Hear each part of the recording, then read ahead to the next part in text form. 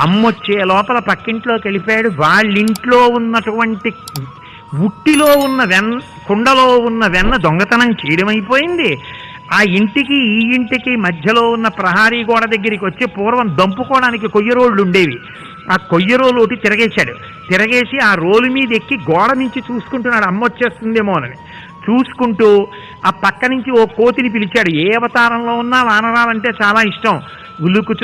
ఉలుకుచున్న కోతి పాలు చేయుచున్న బాలుకనియే. ఆ కోతికి వెన్న పెడుతున్నాడు, తను తింటున్నాడు.